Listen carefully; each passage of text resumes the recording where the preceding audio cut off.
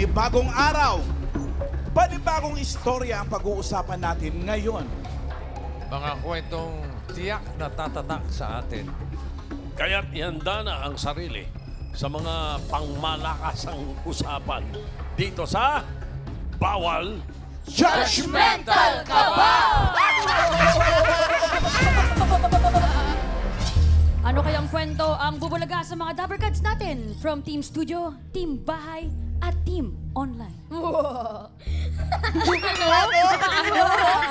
Pero ano man po yan, sure na sure ako na bawal ang mapanghusga. True. At para malaman natin, umpisa na natin ito. AK, get out. Get up, get up. Tara na. Get up. Doon tayo. Tara na, VS. Mauna ka na. VS. Mami Alan. Ako'y bahay na bahay ang dating ko. Layo nang nilakbay mo sa sala. Kilalanin na natin ang mga kasama nating kumilates. Ang judge natin for today, actor, host, comedian, film and television director. Let's all welcome John Sweet Lapus! Laban ng Dabbercats! Bossy, Mrs. Pakilala ka muna doon. Pakilala ka muna. At sabihin sabihin sa inyo, kamusta na po kayo, Mix? Pakilala, Kamusta na pakilala. po?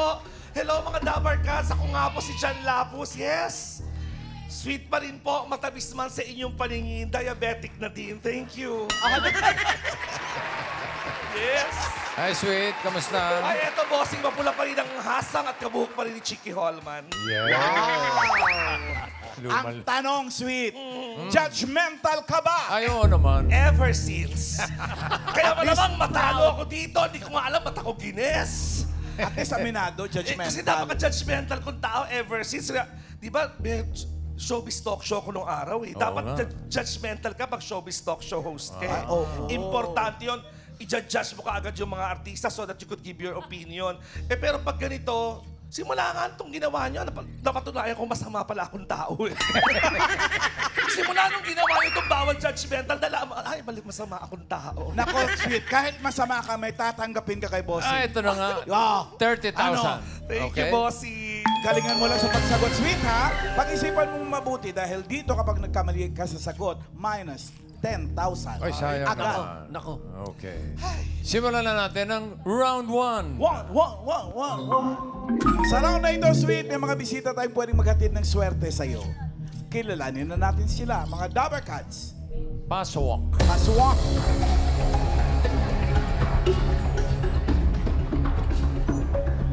Parang galit sila, boss. Acting lang yan. Parang galit sila, Ganun misis. talaga dapat poker face. My Tingnan mo name sila is isa-isa. Franz Verhel.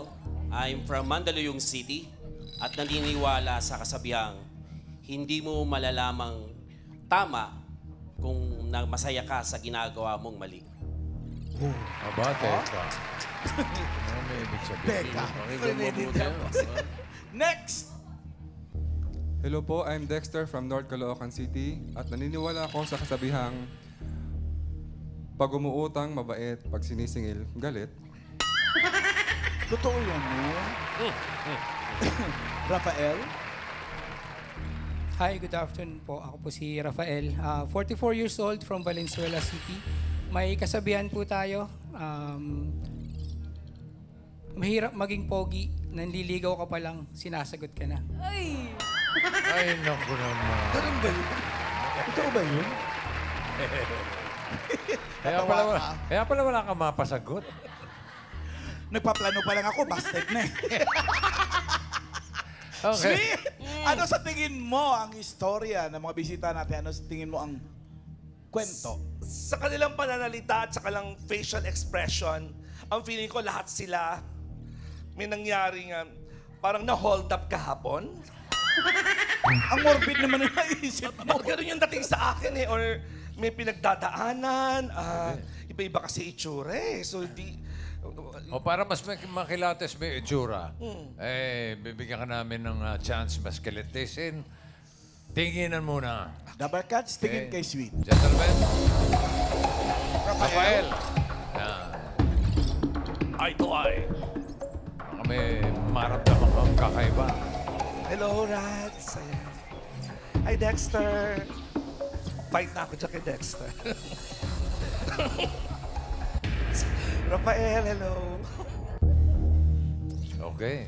Oh, sana tama ang kutob mo sa mga kasama natin na sila ay may mga pinagdaanan.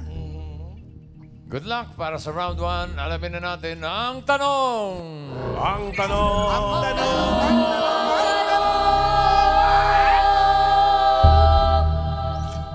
Sino sa kanila ang single dad na dating OFW? Yo. Pala. Ang layo ng nasa isip. Oo, layo na. Layo ng inisip mo. Pasensya na po. Judgmental ka talaga. Sabi ko naman sa inyo. Na-hold up daw. Hindi na hold up kahapon ah. Oo eh. Okay. Talagang mga ano, bagong bayani pala itong mga ito. Correct. Pag-uusapan natin ngayon ang kwento ng isang single dad. Na dating. Pero dating OFW. Yes. Okay. Narito ang pagpipilian mo. Nandyan po si Rads. Pwede rin po si Dexter. At pwede rin si Rafael. Sweet, you have 10 seconds to decide. Timer starts now. Nako. Parang pakiramdam ko etong si Rafael. Masyadong bata pa si Dexter eh. Judgmental ka uli. Oo nga eh. Di ba pwedeng maging single dad ang bata? Ang bata eh, no?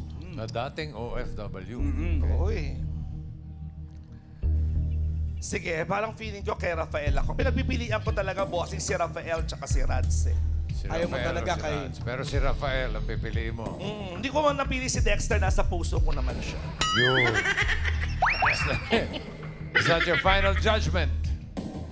Yes, bossing, that's my final judgment. Si Rafael. Final judgment, locked.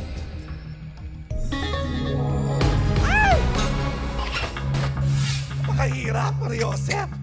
Tama kaya na si Rafael, ang single dad na dating OFW? Alamin natin. Ay! Naka! Ay! Naka! Oh no! Makasit sa iyong judgment. Minus 10,000. Pahinging 10,000. Bale, Sana may natatakbuhin 20,000 ka pa. Kasi naman, bakit naman tingin lang? Di ba pwedeng amoy? Wala bang ganun? Pag amoy maleta, Oo, OFW. pag amoy, mas may chance ako eh. Tanungin natin yung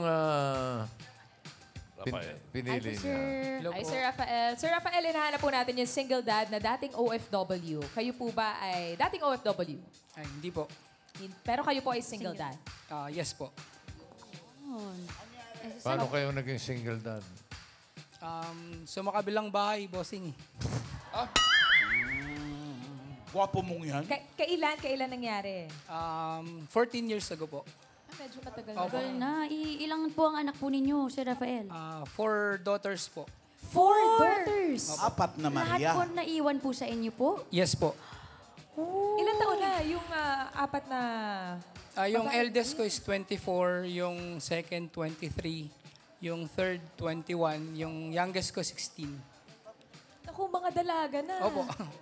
Mahirap Unik pa. 24 mga na yung girls. eldest niya. Tapos puro Parang babae. bata pa siya. Ilan taon ka na? 44 po. 44, hindi lang halata po. 44. Kuya Dex, 1920 siya, or 19 or 20 siya nag-asawa. 19 po ako kinasal. Tama. Kuya Dexter, apat na babae ang anak mo. Hindi ba mahirap Rafael yun? po. Sorry. Kuya Rafael. Joker. Pasensya na, Kuya Rafael. Tagalin nga muna natin yung gunting sa buhok mo. Apat na babae, tas dalaga na yung mga anak mo. Opo. Ang hirap maging single dad, single parent sa apat Yun na po babae. yung struggle kasi yung pag-iipit ng buhok, yung time na yun, medyo Tsaka yung lumalaki sila, yung pagbibili ng sa men's ng mga babae pag lumalaki. Siyempre lalaki ka tapos bibili ka ng sa tindahan. Uy, paano po yun, Kuya Rafael? 4 girls yun. Paano yung mga manliligaw? Bantay Hindi sarado naman po ako po. mahigpit. Basta yung katulad ko lapat yung pipiliin. Ayun. Katulad ni Daddy dapat. Pero bukod dun sa mga nasabi mo, Kuya Rafael. Hindi ba, syempre mahirap na tulungan yung mga apat mong babae na anak in navigating womanhood. Paano yun? Paano kung nagka-struggle ka ba sa part na yun? May tulong din ng parents. Yung mom and dad ko, tinulungan nila ako. Kaya lang, wala na kasi sila eh. Opo. They just passed away just few months ago. Magkasunod yung parents ko. Kaya wala na akong katulong. Kaya ngayon talaga ako na lang mag-isa. Nung umalis kasi yung ex-wife ko, parang nandyan sila na to help me palakihin yung mga bata. And just recent, syempre mga laking lolo't lola. Kaya yun, yung emotion sa bahay medyo mabigat. Nung nauna si Papa, tapos pagkalibing niya a day after, si Mama naman. Ano nangyari? Bakit po kasunod? Bakit po? Si Papa hindi lang siya nagising. Natutulog lang siya. Tapos wala kasi ako, call center yung trabaho ko. Tapos yung bunso lang iniiwan sa bahay. Tumawag siya sa akin, sabi niya si Papa daw hindi gumagalaw. Pauwi pa lang ako, nasa way pa lang ako, nakamotor ako. Tapos sabi niya si Papa hindi na daw gumagalaw. Tumawag sa akin. So mga 15 minutes away pa ako sa bahay. Pagdating ko, pag-awa ko kay Papa, wala na eh. Nakaiga lang siya, nakaupo lang siya dun sa yung lagi niyang inuupuan. Pagdating wala na. Si Mama naman, yun nga, a day after malibing ni Papa, isang araw lang pagitan. Sunday nilibing, tapos Tuesday namatay si Mama. Morning. Kagagaling ko lang din sa work. Yung, siyempre, pag call center sa umaga, pagdating, nagpe-prepare ako ng breakfast. Tapos, nagpaligo siya, sabi niya, ang init. May initan daw siya. And, pinaliguan siya nung panganay ko. Tapos yung pagkaligo niya, nung naupo siya ng binibisan, tumumba. Tapos dinala namin sa hospital, DOA na eh. Kamusta ka, Kuya Rafael? Need to be strong. Kailangan kasi ako na lang para dun sa mga bata. Para kailangan maging malakas para sa kanila. Kasi ayoko makita nila ng weakness yung nag-iisang magiging katuwang nila. Kasi ako na lang para sa kanila. Yun. Nakikiramay po kami, Kuya Rafael. Salamat po. At sigurado naman po kaming katulong niyo po sila sa pagbantay. Pero ngayon po, kayo lang ang kinakapitan ng mga anak po ninyo. Ano pong masasabi niyo po sa kanila? Mensahe po. Yun, sa mga anak ko, maging strong lang tayo dahil hindi naman binigay sa atin ni God to nang hindi natin kayang lampasan. And yun, lagi tayo kay God manghawak na alam naman natin siya yung laging tumutulong sa atin mula sa umpisa pa. And sa mga parents, syempre, alam ko na they're in a better place right now. And alam ko, pahinga na rin sila dahil may edad na rin. Yun lang po. Sa mga anak ko, be strong lagi. Yun. Huwag ka mabibigla, Kuya Rafael. Hala, ate, bakit? Nakasagot na yung mga anak niya. Agad? Yes. Mga Dapper Cats, panoorin po natin ito. Hi, Daddy! Hello, Lalaben! Gusto ko lang sabihin na maraming salamat sa pagpapalaki mo sa amin kahit nahirapan ka dahil mag-isa ka lang. Sobrang thankful namin sa'yo dahil tinataguyod mo kami sa abot ng makakaya mo. Mag-iingat ka palagi. Love you! Love you! Mama! Pakatatag ka, Kuya Rafael. Salamat Sa'yo po. lang din humuhugot ng langkas ang mga anak mong babae. Salamat. sa Thank you, pag-share. Kuya Rafael. Si Rafael ang pinili mo. Kung hindi si Rafael, sino kaya ang single Sino dad nga na ba? dating OFW? Si Rance o si Dexter? Alamin natin.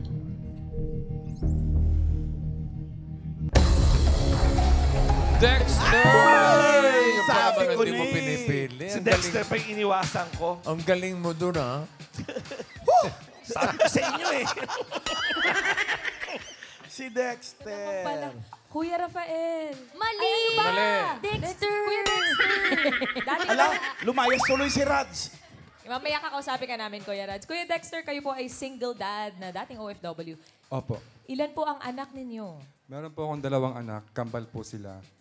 Actually, kaka 7 years old lang nila noong September 21, Saturday. Happy birthday. Babae, lalaki? Babae at lalaki po. Kambal. Opo, kambal po. Ah. Saan po kayong bansa trabaho, Kuya Dexter? Sa Abu Dhabi, UAE po. Nag-work po ako nung 11 years doon.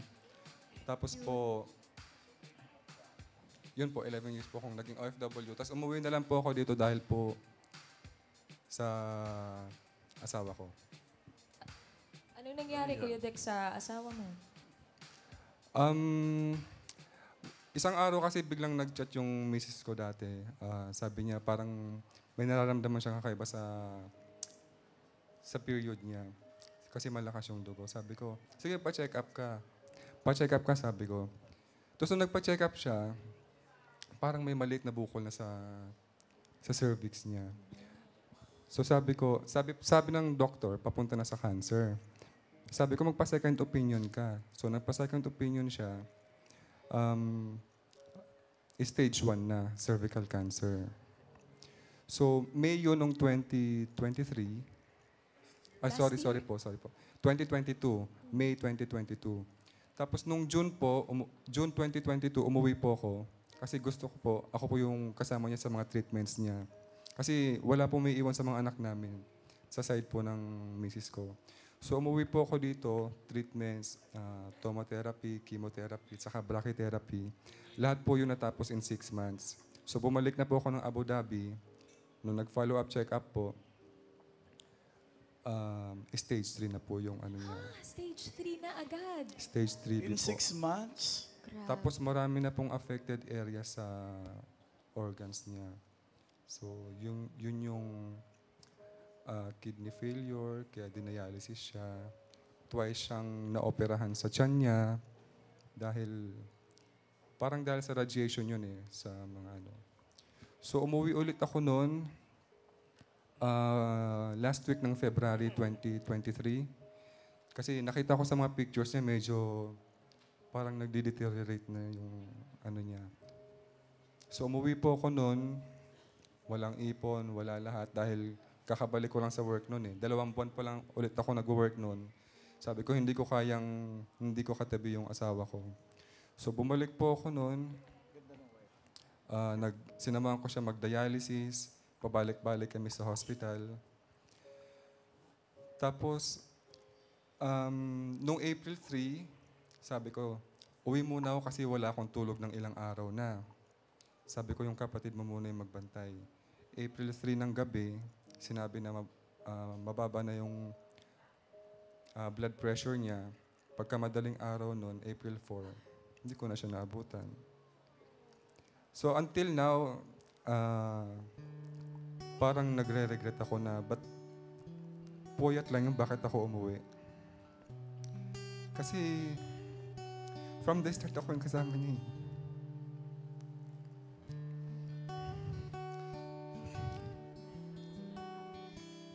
Tapos, nung nawala siya,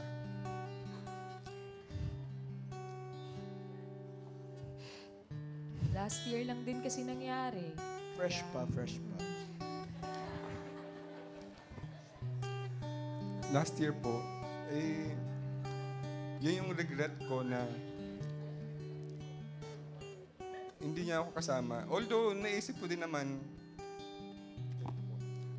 naman kasi na ayaw niya akong nakikitang nasasaktan o umiiyak. Kasi siya, alam ko, ako yung lakas niya eh. Nakikita ko yung pagka ako yung kasama niya, malakas siya. Kahit nasa hospital kami, masigla siya. So nung pag-iba yung babantay sa kanya, parang makulit, laging mainit yung ulo. Pero pag ako, talagang sumusunod siya sa akin. So, yun yung regret ko, na hindi niya ako nakasama nung namatay siya. Paano ka nagko-cope, Kuya Dexter, sa pagkawala ng katuwang mo sa buhay? Actually, mahirap eh. For the few months nung nawala siya, lagi kong pinagdadasal na, kunin niyo na lang ako. Kasi, May anak pa. hindi, totoo yun. Yun yung, ano lang naman yun, from the past na. Yun yung sinasabi ko. Kaso, syempre, katabi ko yung kambal ko matulog. Iiwan ko ba tong blessing ni God sa akin? Parang, sila na lang yung nagpapalakas sa akin. Paano yun, Kuya Dexter? Sabi mo, di ba, kaka-7 lang ng mga anak mo nung nakaraan. Paano mo sinabi sa kanila? Paano mo pinaliwanag?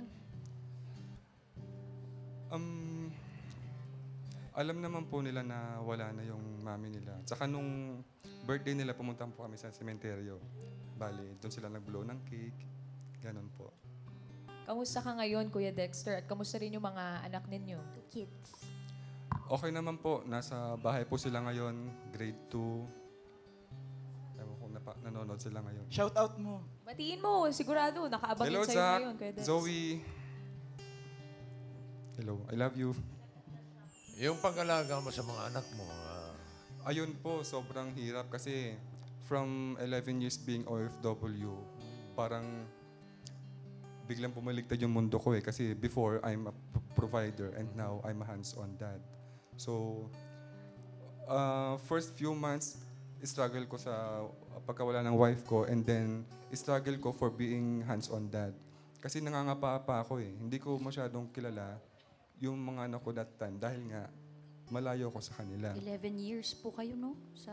Pero yung mga anak ko, 5 years old sila nung namatay yung misis ko. So, mga bata pa, mahirap kilalanin kasi parang doon pa lang na nag-evolve yung mga ugali nila eh, habang lumalaki sila. So, mahirap po. Sinong katulong mo sa pag-aalaga sa kambal mo, Kuya Dex? Ngayon po kasi nakikita na kami sa tita ko. Bali siya po yung nagbabantay ngayon sa mga anak ko. Kuya Dex, ito may message. Ang dalawa mong kambal para sa'yo. Daddy, mag-ingat ka palagi, palagi. Tapos, mag-aaral kami ng mabuti. We love you. Magpapaabait kami sa'yo. We love you. Babait naman ng mga anak niyo po. Ano, may bala ka pa ba mag-Abu Dhabi uli? Wala na po, nakapag-decide na ako na mag-stay na po ako dito kasi mahirap po iwan yung mga anak. anong trabaho mo ngayon, Focus muna. Dexter? Sa office po. Salamat, Kuya Dex, sa pagbahagi ng Grabe. Salamat, Kuya Dexter. Para sa mga Kaya mo yan, Dexter. Handa ka na ba magmahal muli, Dexter? Hindi pa yata Masyado ba maaga? hindi pa yata nagwa 1 year. Si Rads, 2 years salamin na natin daw. ang kwento ni Rads. Kuya Rads, Ay, kayo hello po po. ba ay single dad din? Yes, ma'am. Yeah, single dad. Start lang po ito ng pandemic. Actually, hindi na kami in good terms. So, nasa abroad po yung mami ng mga anak ko. Ilan po ang anak ninyo? Dalawa po, dalawang lalaki. Isang 10 at isang 13. Kasama niyo po yung mga anak niyo Yes po. po. Actually, kaming tatlo ang magkasama sa bahay. Kamusta naman po ang pagiging single dad? First, siyempre, medyo nabigla ako kasi hindi ko ito trabaho bilang lalaki. Doon ko na-realize na ang hirap pala na maging single, doon yung inaalagaan ko, hands-on lahat sa mga gawain sa bahay, pati yung pagtuturo. Actually, may sinasabi silang nanay na, tatay pa. Pero yung sa akin kasi, natay, serve. Nanay na, tatay na, guru pa, service pa. So kasi ako nagsiservice sa mga bata eh. Todo-todong pagmamahal, Yes, ate. Ang ibinigay ni Tati Rads. May mensahe po ba kayo sa mga anak niyo po? Opo, actually, ang gusto ko lang po sa aking mga anak ay mag-aral mabuti, maging mabait. Huwag makakalimot sa ating Panginoong Diyos. Yun ang gusto kong mangyayari. Kahit na kami ay hindi good terms ng kanilang mami, gusto ko lang ay gagampanan ko pa rin ang pagiging tatay nila sa kanila. Ganun din naman siguro ang mami nila. Ito po, Kuya Rads, meron din pong mensahe ang mga anak po ninyo sa inyo. Hi, Daddy. Tandaan niyo po na mahal po namin kayo ni Kuya at nandito po kami ni Kuya na para sumuporta po sa inyo at ulitin ko po na mahal ka po namin ni Kuya. Ayun lang po. Love you po, Daddy. Love you, Doc. Galing yan, Kuya Dex. Kanina kasi tumawag siya eh. Sabi niya, Daddy, may good news ako sa'yo. Daddy, perfect ko yung exam. Lagi yan. Di nakakalimot yan. Every time na sinusundo ko, sobrang nahihirapan ako sa dalawang anak ko. Gusto ko itaguyod siya. Ako ay isang, hari ko bang sabihin, yung trabaho? Oo naman. Ako po ay delivery rider. Hindi ako makapag-work kasi nga, hands-on ako sa dalawang kong anak. Sigurado po yung mga anak niyo po sa inyo rin po kumukuha ng inspirasyon. Ikaw ang lakas nila, Kuya Rads. Kaya pakatatag po kayo. Salamat po, Kuya Rads. Ingat po sa pagde-deliver, Salamat po. Kuya Rads.